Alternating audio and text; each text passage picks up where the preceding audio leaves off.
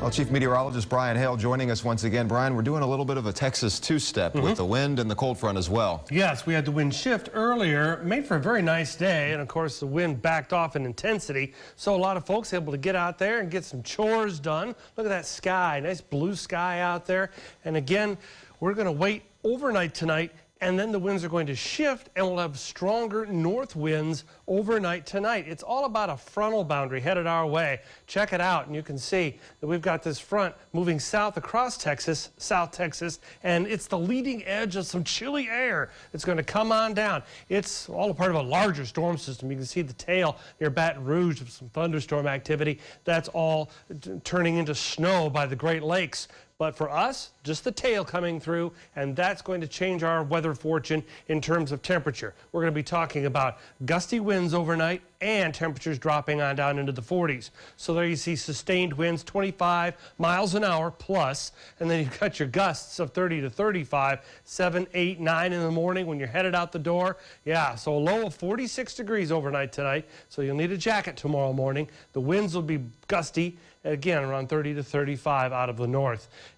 Temperatures across the valley will respond to this cold front as we have mid-40s pretty much for the entire valley, with the exception of along the coast, with the water temperature helping out to keep us in the mid-50s. But most folks will be starting out in the mid-40s, crawling toward the 50-degree mark by 8 a.m. with that north wind lasting throughout the mid-morning into the midday, and then it'll start to back off a little bit. Temperatures struggling to get up to 60 degrees at best, and the north wind continues. But it does, as I said, back off as we run into the afternoon. But if you have morning garbage pickup and that thing's empty out there, it's more than likely going to get tipped over, or at least in the road. So there's a garbage can alert for tomorrow.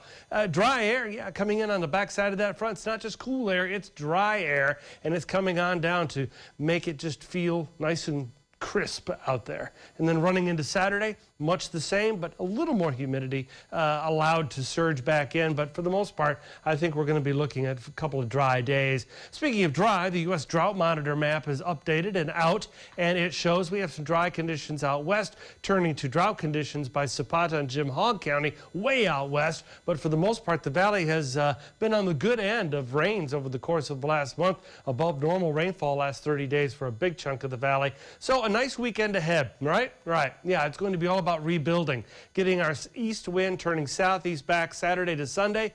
But upstairs, several thousand feet, we'll have a flow of moisture that will contribute to clouds. Also contributing to trouble is smoke from fires in Mexico. That will diminish our air quality to the moderate category by Sunday.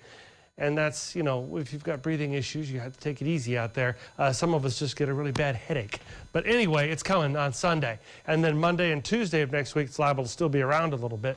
And then you've got temperatures warming back up, responding to return of south winds early next week. Oh boy, it's a teeter-totter. Up and down, and then another chance for rain middle of next week. That I'll take. Yeah, not bad at all.